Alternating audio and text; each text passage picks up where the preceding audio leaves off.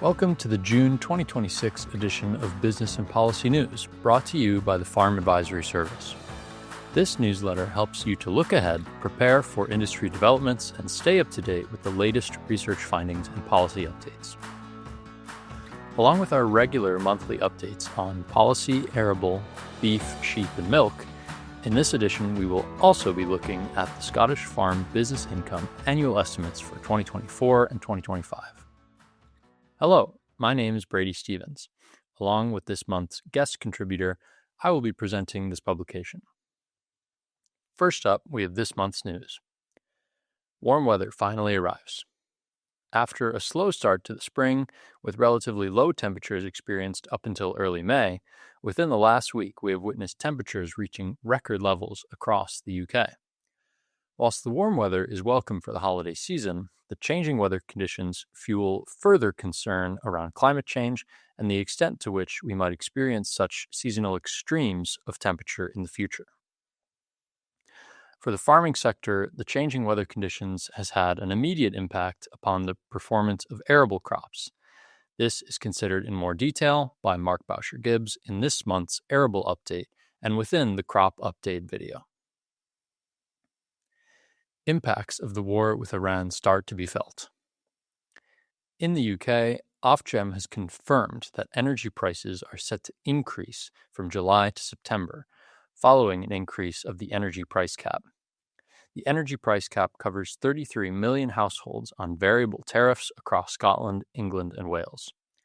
According to Ofgem, the increase to the energy price cap means that a household using a typical amount of gas and electricity will pay £221 more each year, with an annual energy bills rising to £1,862.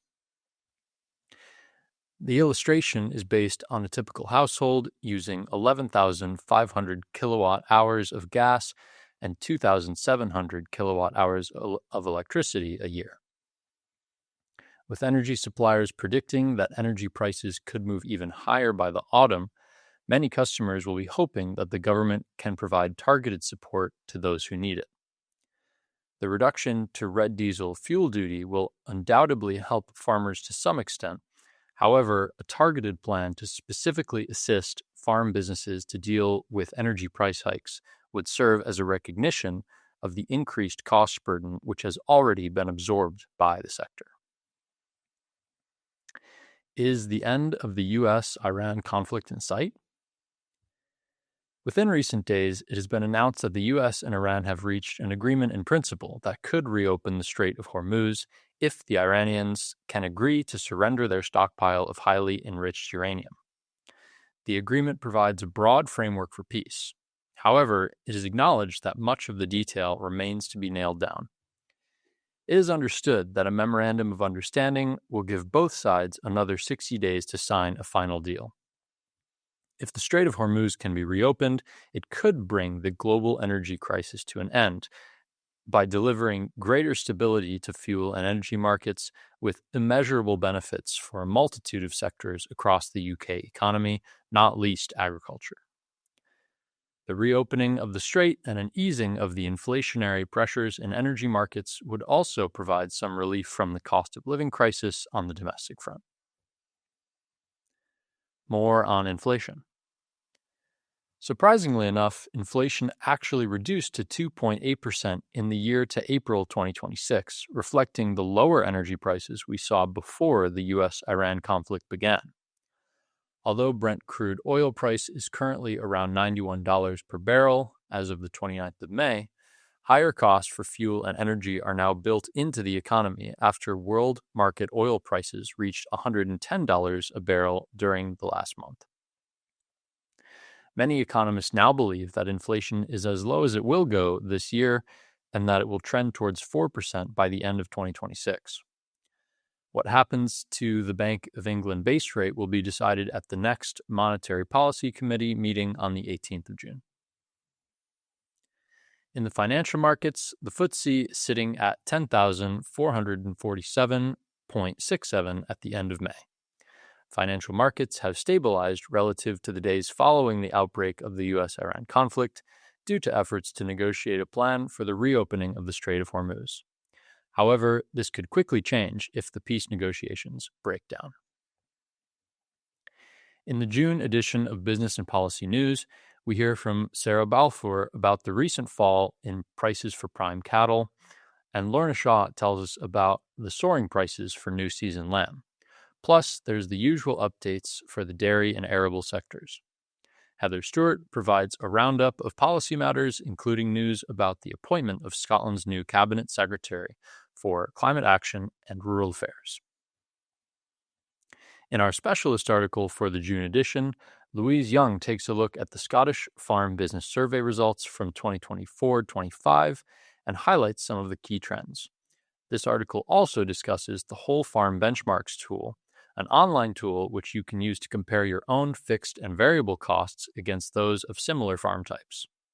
Please refer to Louise's article and the links in the show notes for further information about the Scottish Farm Business Survey and the opportunity to participate in the survey.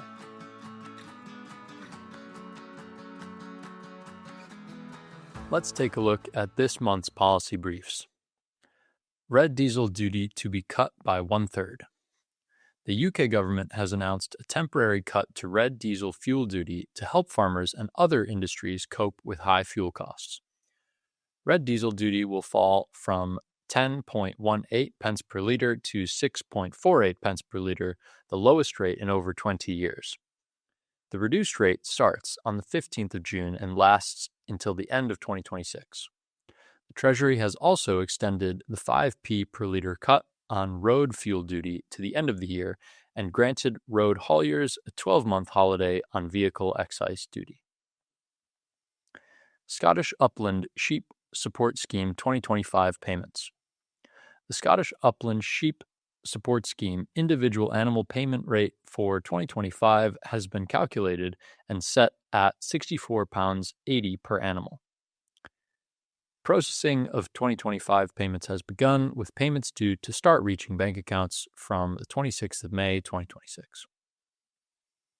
New strategy launched to protect pig sector against swine fever. Plans to strengthen protections for pig farmers and the industry have been stepped up from the 14th of May 2026 as the UK government introduces new measures to be deployed in the event of a swine fever outbreak. Although African swine fever has never been detected in the UK, the revised strategy is intended to improve preparedness and reduce disruption if an outbreak occurs. A central feature of the update is the introduction of additional restricted zones 1, 2, and 3, which can be deployed depending on circumstances. This will help farmers avoid blanket movement restrictions on live pigs and pork products, reducing pressures such as overcrowding and enabling day-to-day operations to continue more smoothly. The strategy, developed jointly with the Scottish and Welsh governments, also strengthens surveillance and testing measures. Gillian Martin appointed Scotland's new Rural Affairs Secretary. John Swinney has appointed Gillian Martin as Scotland's new Cabinet Secretary for Climate Action and Rural Affairs, replacing Mary Goujon after her decision to step back from frontline politics before the 2026 Scottish Parliament election. The appointment is part of a wider Scottish government reshuffle following the SNP's fifth consecutive election victory at Holyrood. Ms. Martin will lead a merged portfolio combining climate policy with rural affairs, agriculture, and island economies, giving her a major role in managing Scotland's agricultural transition. This includes overseeing the rollout of the government's 4-tier farm support framework, which aims to tie agricultural payments more closely to climate action, biodiversity, and food production outcomes. Jim Fairley has retained his role as Minister for Agriculture while also taking on responsibility for marine and island matters. Food tariff reductions. Chancellor Rachel Reeves is planning to reduce tariffs on around 100 supermarket items to reduce cost pressures on consumers. The aim is to protect those products that are not seen as part of mainstream agricultural production in Britain. The list contains items such as tropical and dried fruits, biscuits, chocolates, and olive oil. The government will shortly launch a consultation covering more items.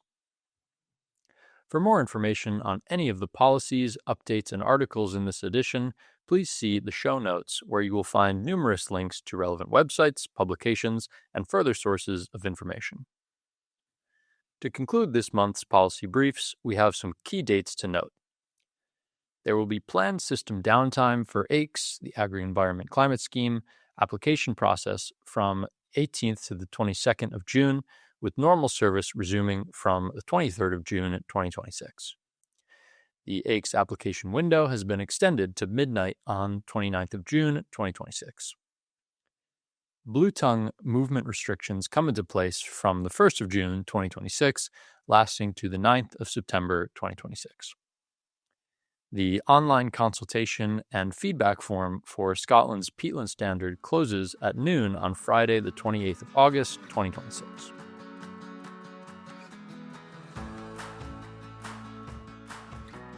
Moving on to arable. Our market overview begins with wheat. The May World Agricultural Supply and Demand Estimates Report points to a wheat market that is gradually tightening and forecasts a decline in world production of 24.8 million tons, with a new total of 819.1 million tons.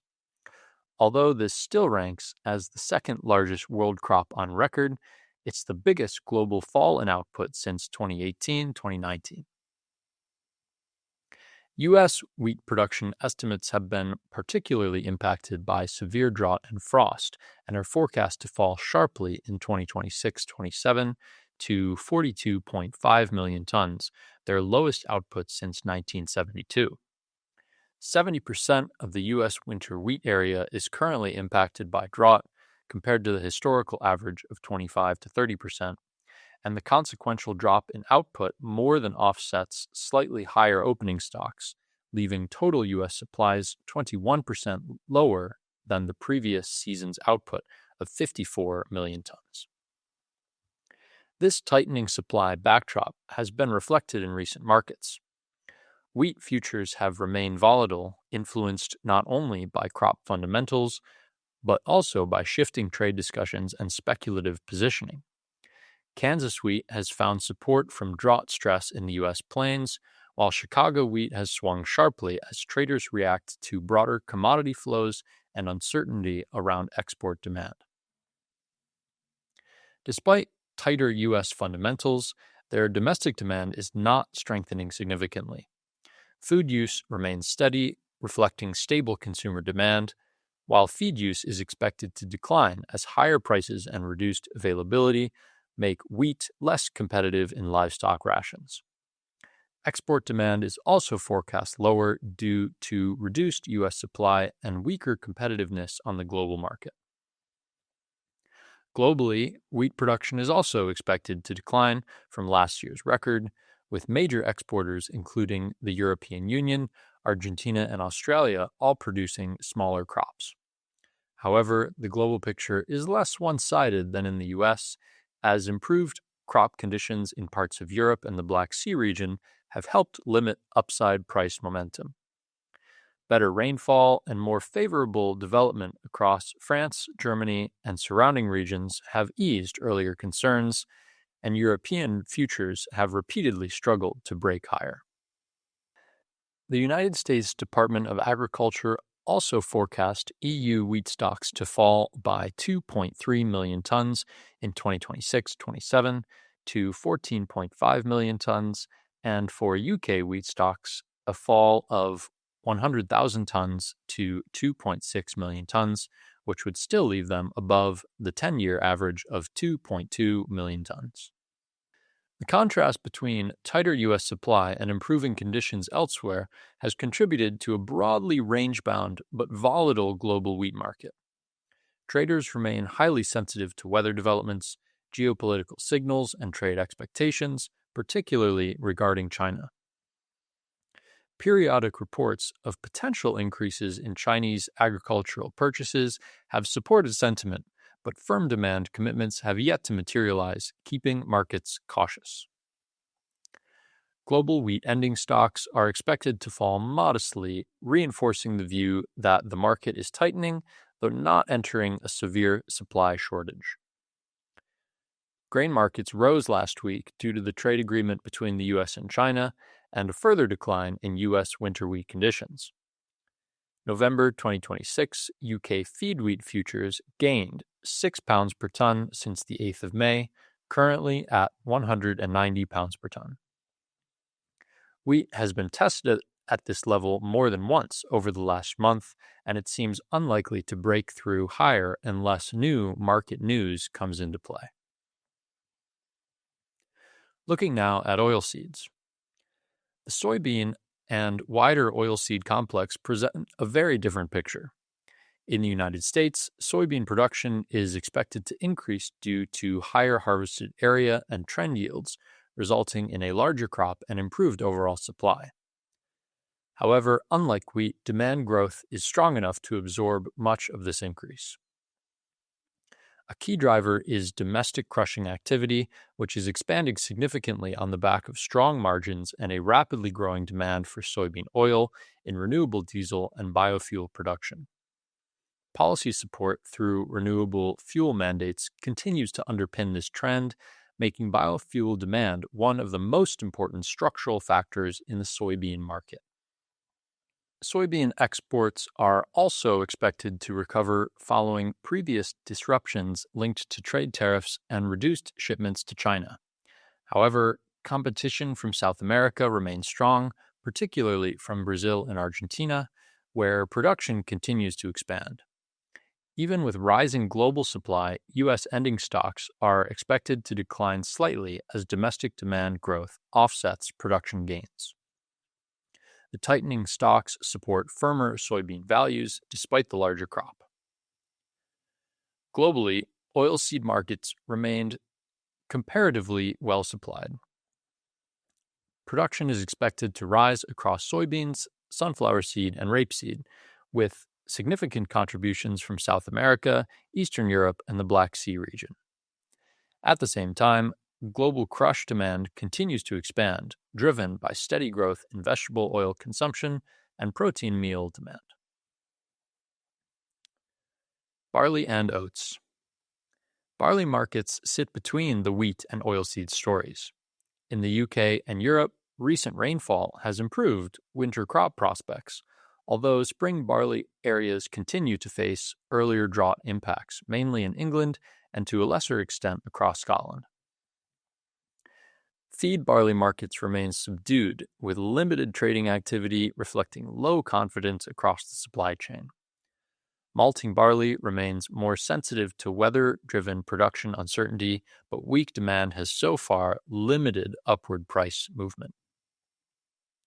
The oat market has also remained subdued, with very limited buying and selling activity as the season approaches its final stages.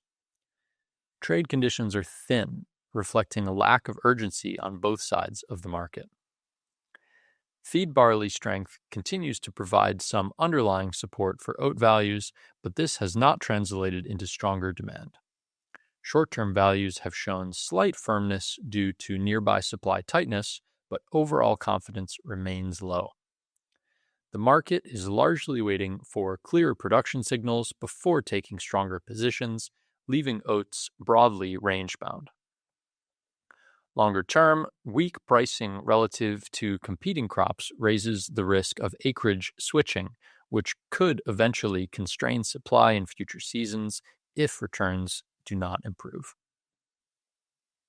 Prices for June 2026 are as follows. Wheat, £190 per ton. Feed barley, £166 per ton. Feed oats, £125 per ton. Beans, £215 per ton. And oilseed rape for August 2026 is £432 per ton.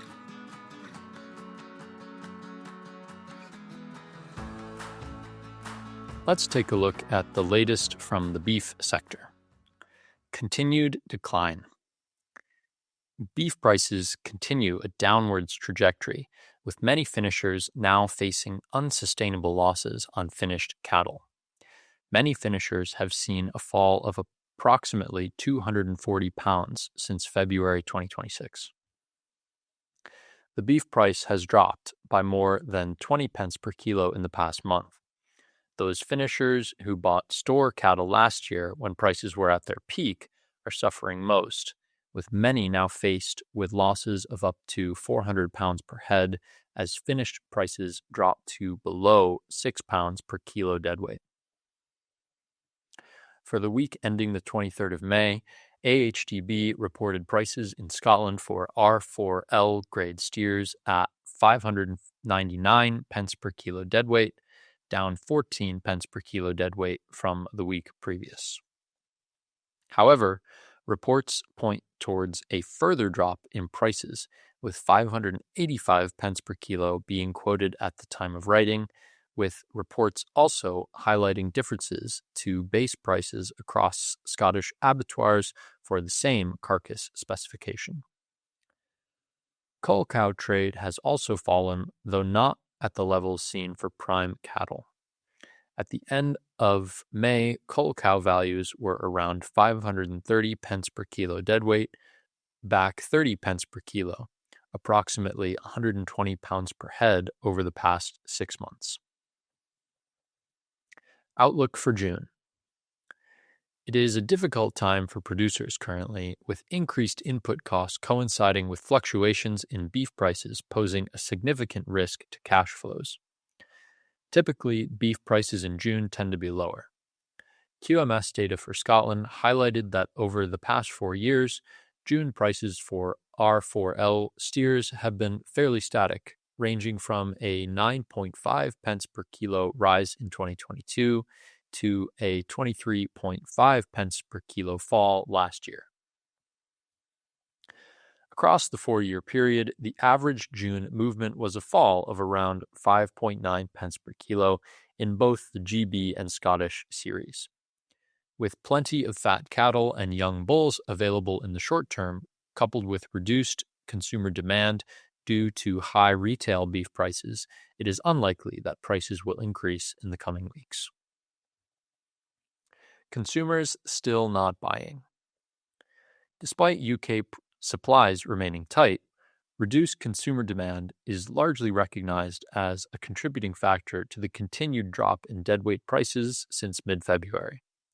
Consumers are not buying beef at current retail prices as shoppers opt instead for cheaper proteins such as chicken. The latest retail figures from AHDB show total beef retail volumes down 6.2% in the 12 weeks ending 19th of April 2026, while average prices were up 14.7%. UK supermarkets have yet to pass on beef producer price cuts to increase sales. Producers will be hoping that the FIFA World Cup, taking place from mid-June to mid-July, will boost beef sales. Fast food outlets are now also reporting less consumer demand for beef. This is not helped by the increased fuel prices, which has contributed to a significant reported fall in car numbers through drive-thrus. McDonald's latest campaign across Ireland and the UK urges customers to, quote-unquote, betray your go-to by swapping their usual Big Mac beef burger for a McCrispy chicken. While this is positioned as a playful break with routine, in reality, it is a margin protection strategy. Rise of weight loss drugs. Weak consumer demand is not helped by the increasing trend of weight loss drugs, reducing appetites and changing eating habits. This is resulting in consumers eating less and looking for smaller portions. In response to the rapid rise in weight loss drugs, several retailers are offering small-sized portions. Data from HDB suggests that while there are challenges with food consumption being lower, there are opportunities for the red meat sector, namely lean cuts. Store cattle. Unsurprisingly, the drop in finished prices has had a knock-on effect on store cattle trade. Heavier, shorter-term stores have seen a significant fall in values due to the pressures faced by finishers. Despite fluctuations in the finish trade, good quality suckler-bred younger stores and grazing cattle are still achieving strong prices, largely due to supply and demand.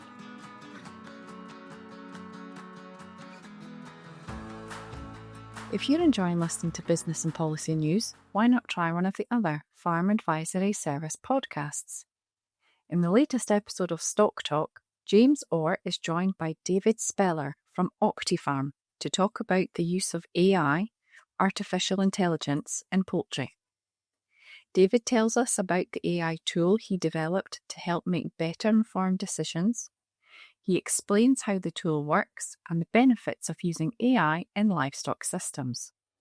Tune into this episode of Stock Talk to find out more.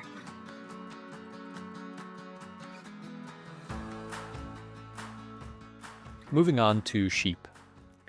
New season lamb in high demand. The strong market experienced from March has continued to grow well past the traditional period of peak demand over Easter and Ramadan. Prices have continued to soar as we head further into new season lamb, with prices peaking around 942.5 pence per kilo for a R3L, week commencing the 23rd of May, 2026. This is ahead of prices seen in 2024, which peaked at around 926.4 pence per kilo and far exceeds this time last year. Live weight prices are following a similar trend, but are starting to show some signs of a slight ease from the previous week, with the average currently at 458.57 pence per kilo on the 23rd of May, 2026. So, what are the factors leading to this strengthening lamb market? In their latest market summary, AHTB reported the following. A 5% rise in clean sheep slaughter in the first quarter of the year due to an increase in old season lamb carried over, coupled with increased slaughter weights. This eased into April, down by almost 20% from March, reducing supply. Reduced domestic sheep numbers due to a tightening breeding flock alongside weather and disease challenges. The festival of Eid al-Adha is celebrated at the end of May, maintaining a demand for old season lamb 13 to 15 months old. Strengthening of exports driven by EU demand and decreased EU production, with an expected fall of around 5%. First quarter exports are reportedly up by almost 18% in volume and around 25% in value year on year.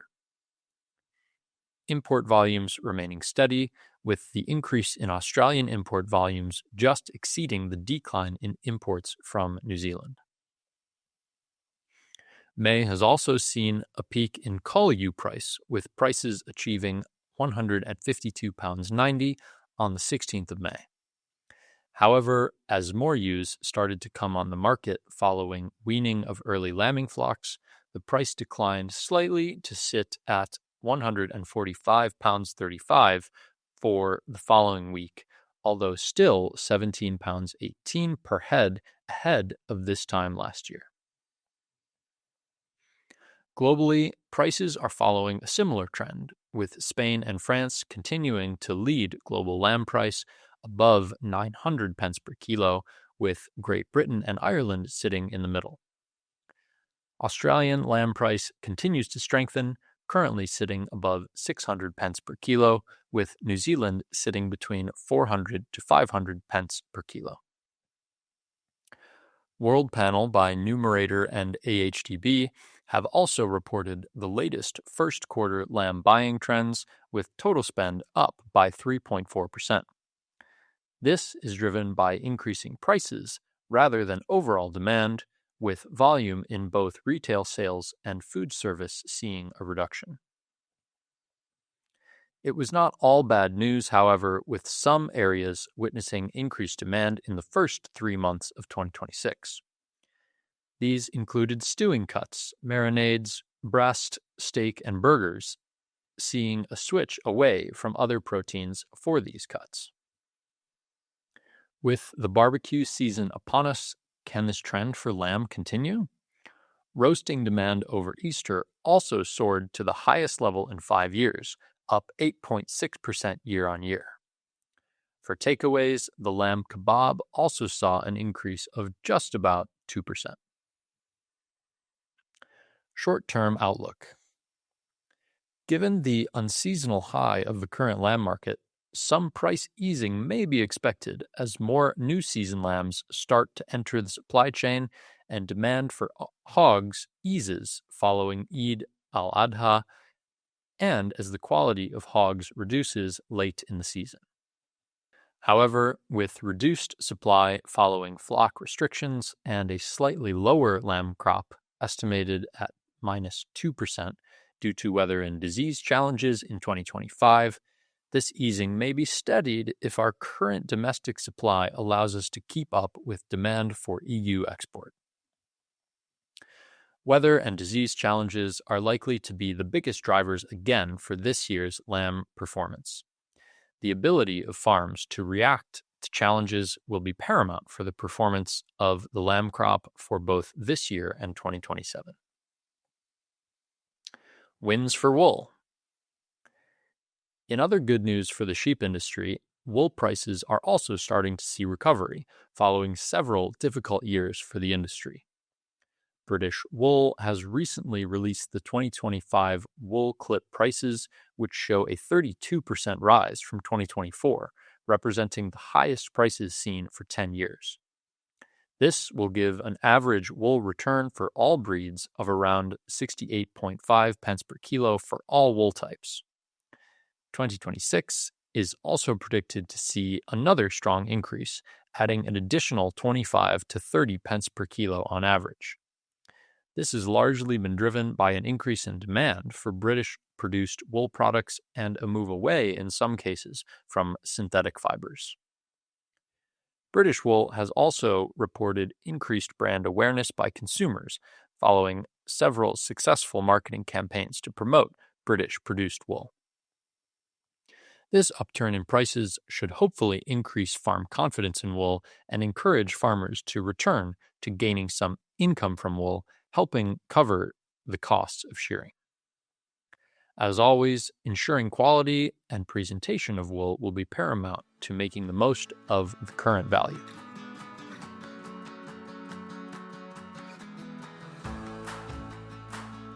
Our final industry update looks at milk. Milk production data. GB production for the year ending 31st of March 2026 is estimated to have reached 13.02 billion liters, a significant increase of 5% when compared to the previous season. This is the highest volume recorded for a milk year. The latest data from AHDB estimates the GB milk volume for April at 1,136 million liters, 5 million liters more than the previous April. Daily production is currently 38.12 million liters for the week ending 16th of May, 0.8% less than the previous week and 0.5% less than the same week last year. For the UK, April production was 1.4 billion liters, which is 4 million liters more than April 2025. Despite price cuts since late autumn, milk volumes have been slow to reduce, as the milk-to-feed price ratio remained in the expansion zone. Ground and forage conditions have been supporting milk from grass production. Grazing conditions have seen an improvement against this time last year, when many areas were experiencing drought. AHDB has also reported that a plateau of daily GB milk deliveries, observed at the end of April, highlights that we have most likely now passed the peak of the spring flush. This is unseasonably early, as this peak typically occurs during the first few weeks of May. Turning to farm gate prices. The DEFRA farm gate milk price for April 2026 was 33.99 pence per liter, down 2.2% from the March price and 22% lower than 12 months ago. Grains, Mueller, and First Milk have announced price holds for June. The organic milk price is currently around 56 pence per litre. The following Scottish milk prices are quoted in pence per litre for the month of June. First Milk, 30.75. Mueller and Mueller Direct, 34.5.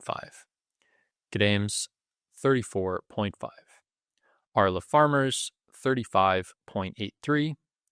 Lactalis Fresh Milk Co., 32.79. Moving on to dairy commodities and market indicators. Milk supplies are beginning to come under control. There are signs that the markets are slightly less pressured, but there is still a long road to recovery with so much product in store. Skim milk powder. Skim milk powder remains the strongest performing commodity relative to fats. Prices rose by 140 pounds per ton to 2,500 pounds per ton. Prices have not been seen at these levels since November 2022. Demand for protein remains strong, with prices remaining very competitive, especially when compared to the United States. This level of demand would be even higher if it wasn't for export difficulties due to the ongoing conflicts. Mild cheddar. There is a lack of excitement in the cheddar market, with quiet demand and a fairly balanced market. Cheddar prices are unsurprisingly back as a result.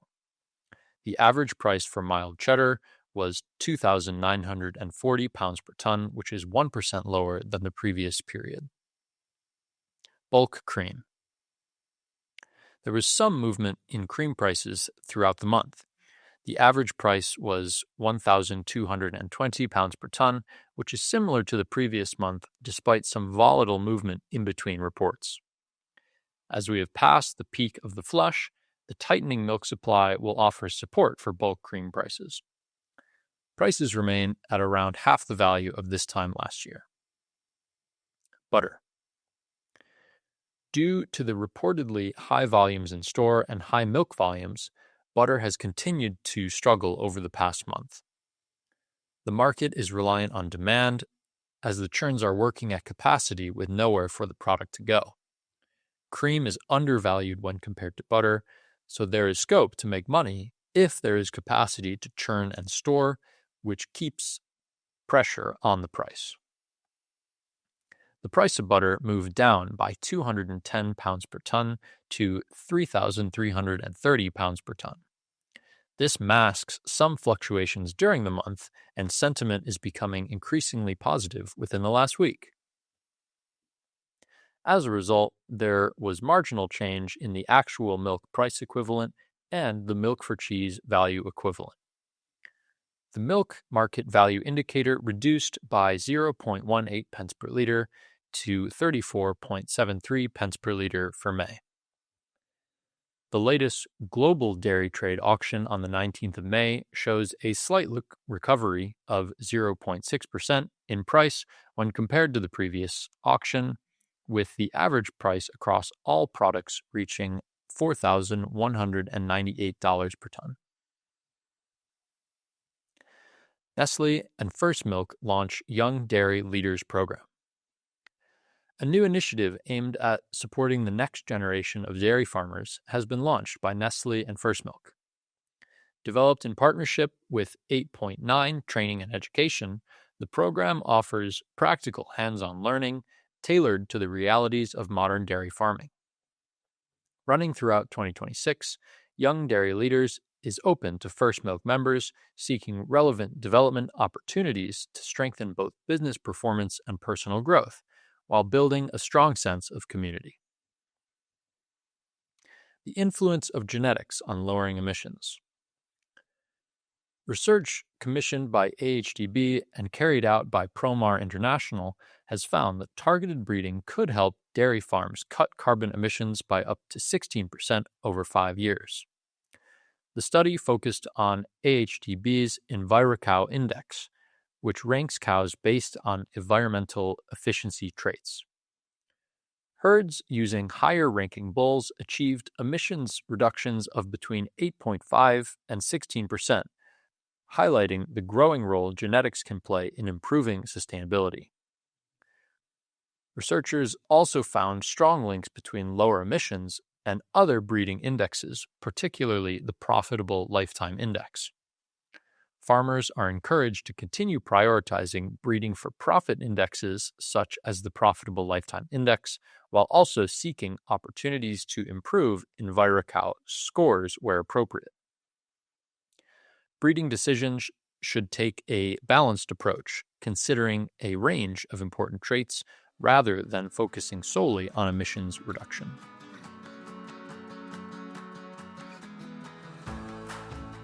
Hi, my name's Rebecca Henderson. I'm a farm business analyst with SEC Consulting, and I will be reading an article which was written by my colleague Louise Young. So, the Scottish Farm Business Survey is a yearly economic survey comprising of over 400 farming businesses across Scotland. Data from the June agricultural census is used to weight the estimates, making the survey representative of over 10,000 farms in Scotland throughout 24 to 25. It provides a detailed picture on the state of Scottish farming and is a key data source of economic evidence that Scottish Government uses for decision-making in agricultural policy. The survey allows farmers all over Scotland to gain valuable insights into their business while supporting and influencing the decisions made in Scottish agriculture. The key findings from farming businesses across Scotland in the 2024-25 financial year include the following points. The average farm business income, which is net profit after costs, was up to 58,800 from 45,400 in the previous year. The number of farms in Scotland that are profitable without support payment is up by 12% from the previous year. Income rose for all livestock farm types this crop year, particularly LFA, less favoured area farms, showing an increase of 82% on the average LFA farm. Dairy and general cropping farms were the most profitable, and the average farm generated a profit of £500 from agricultural activities only. This is seldom seen. There is a link in the show notes to access more data on the findings for the survey, showcasing the 2024-25 financial year. So, higher livestock prices have been the main contributor for the increase in average farm income for the crop year 2024-25. LFA farms saw the highest farm business income increase, albeit there was a rise across all livestock farms. The rise in cattle and sheep sale prices throughout the crop year was the biggest factor for the increase in income across all livestock farms. Data representing 5,311 LFA farms drove the 82% increase in income, rising by almost 13,000. Although all farms observed an increase in profit, LFA cattle farms saw the highest income. LFA cattle farms steered a profit increase of 19,100 compared to the previous year, a percentage change of 88%. As already mentioned, the sale price for cattle and sheep was the main driver for farmers managing to improve their profits. Of the average LFA beef and sheep farms, we saw the price per head for fat lambs increase by 35%, equating to roughly £20 per head. Meanwhile, fat cattle price has increased by an average of 5% on the last year, representing an increase of £37 per head. For livestock farms in the survey, costs varied. Fertiliser and feed costs were reduced, and whilst the average LFA farm saw a decrease in labour costs, lowland cattle and sheep costs increased due to the increase in property and land costs. Every year, the Scottish Farm Business Survey produces group average data sets for their farmers to benchmark their business against. This allows businesses to assess their financial performance with the farms of a similar type and size all across Scotland. By using a benchmark tool, it allows businesses to recognise factors affecting their profits. They can evaluate where costs are too high and what outputs could be improved upon. The whole farm benchmarking tool can be found on the FAS website. It will allow you to select your farm type and download a PDF or Excel file so you can compare your own figures to 3 key areas. These areas being variable costs, fixed costs, and farm business income. By using the benchmarking tool annually, it will allow you to identify trends, make informed decisions, and set business goals. The tool is available for you to download and use. Please see the link in the show notes. The Farm Business Survey is always recruiting for new farms, and we would like to welcome anybody to join us for the crop year 25-26. Farms that join the survey will receive a detailed set of management accounts in the form of a farm business report, and then also later on in the year a whole farm benchmarking report, which allows you to compare your business with similar businesses and see yearly progress. If you're interested in taking part in the farm survey, please contact Scottish Farm Business Survey at sac.co.uk. We will put a link and an email address into the show notes. Thanks for listening, and if anybody has any queries about the survey, we are more than happy to take your questions via an email and get back to you.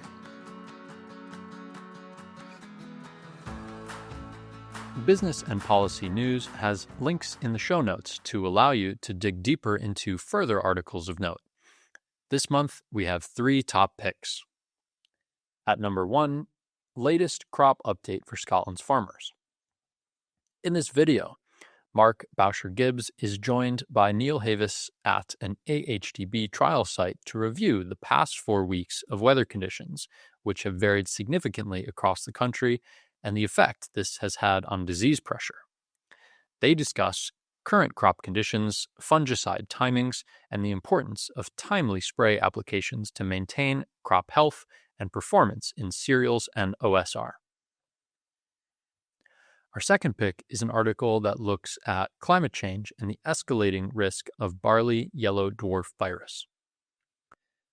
Following on from the crop update video, this article focuses on Barley Yellow Dwarf Virus. BYDV is increasingly recognized as a climate-sensitive threat to cereal production in Scotland. Transmitted primarily by aphids, the virus infects a wide range of cereals and grasses. In barley, early infection can be particularly damaging. This article explores the link between BYDV and climate, why BYDV risk is increasing, and covers management strategies. Our third pick is an episode of FAS TV, focusing on future planning and succession. Land, legacy, and leadership were the themes for this year's Women in Agriculture Conference. In this episode of FAS TV, we hear from keynote speaker Katie Brisbane, who shares her powerful personal story about planning for the future and navigating farm succession after the tragic loss of her husband in a farm accident. Succession can be one of the hardest conversations for farming families to face. Katie's experience shows that, while difficult, it doesn't have to be overwhelming, and that having the right conversations at the right time can make all the difference for those involved. You can view the original version of all these articles, listen to the podcasts, and watch FAS TV using the links provided in the show notes. And if you have any questions, please email advice@fas.scot. From all the business and policy team, thank you very much for listening to this audio edition of Business and Policy News. Remember to like Business and Policy News to get notified of future episodes of this monthly podcast. Our July edition is due out slightly later than usual and will be available from mid-July. A written version of this newsletter is available on the FAS website. To receive a copy each month, search for FAS newsletters and subscribe to Business and Policy.